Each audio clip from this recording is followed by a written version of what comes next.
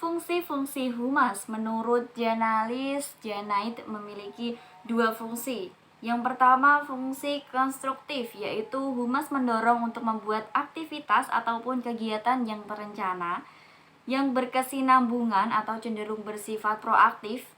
Yang termasuk di sini humas bertindak secara preventif atau mencegah. Yang kedua, fungsi korektif. Fungsi korektif humas dapat mengatasi terselesainya permasalahan yang terjadi di dalam organisasi. Fungsi ini sama halnya dengan suatu penyakit. Ketika orang sudah dalam keadaan sakit, maka upaya selanjutnya adalah upaya mengobati menuju kesembuhan. Karena mengobati adalah salah satu upaya penyembuhan, maka dapat jadi upaya ini gagal total sehingga menyebabkan kematian. Pepatah mengatakan mencegah lebih baik daripada mengobati. Oke, selanjutnya ada aspek-aspek humas. Setelah mengetahui fungsi humas, kita dapat ke aspek-aspek humas. Kita dapat tahu aspek humas itu apa aja. Yang pertama, aspek layanan. Aspek layanan yaitu untuk mengatur, mengotomatisasi, dan sinkronisasi proses bisnis atau kegiatan perusahaan, juga layanan pelanggan dan dukungan teknis dengan tujuan menarik pelanggan atau klien dan memeliharanya agar tidak berada di tempat kita. Contohnya, pada perusahaan dibutuhkan layanan yang baik agar klien itu tertarik dan bertahan pada perusahaan tersebut. Yang kedua, aspek komunikasi. Aspek komunikasi yaitu perubahan dengan memasukkan aspek komunikasi atau hubungan dua arah. Definisi mengenai humas kemudian memasukkan kata-kata seperti timbal balik, mutual atau saling, dan antara.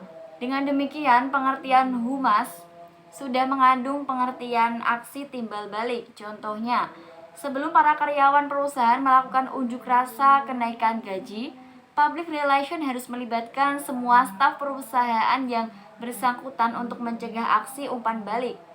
Dan public relation menggunakan informasi untuk mengembangkan sebuah rencana aksi yang dirancang untuk meminimalkan resiko untuk unjuk rasa, dan kemudian melaksanakan rencana terbalik sebelum terjadi unjuk rasa oleh karyawan perusahaan.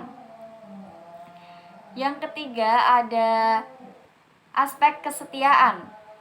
Aspek kesetiaan mempengaruhi perilaku orang secara individu maupun kelompok saat saling berhubungan melalui dialog dengan semua golongan, di mana persepsi, sikap, dan opini itu untuk mencapai suatu kesuksesan sebuah perusahaan di mana dia berada. Contohnya, menjaga suatu rahasia perusahaan oleh pegawai dan karyawan demi kelancaran jalannya perusahaan. Aspek yang keempat adalah aspek produktivitas. Nah, secara umum produktivitas mengandung pengertian perbandingan terbalik antara hasil yang dicapai atau output dengan keseluruhan sumber daya atau input yang digunakan.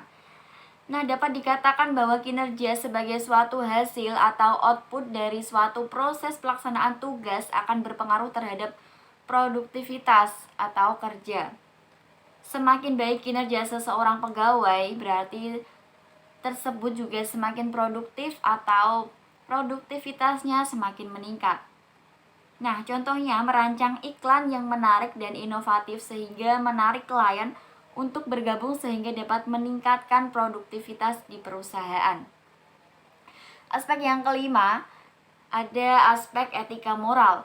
Nah, dalam era globalisasi yang ditandai munculnya kebebasan pers, mengeluarkan pendapat atau mengeluarkan opini dan berekspresi terbuka serta kemampuan untuk berkompetitif dapat dalam persaingan besar, pasar bebas itu khususnya di bidang jasa, teknologi, informasi, dan bisnis juga lainnya, yang mampu menerobos batas-batas wilayah satu negara sehingga dampaknya itu sulit dibendungkan oleh negara lain sebagai target sasarannya.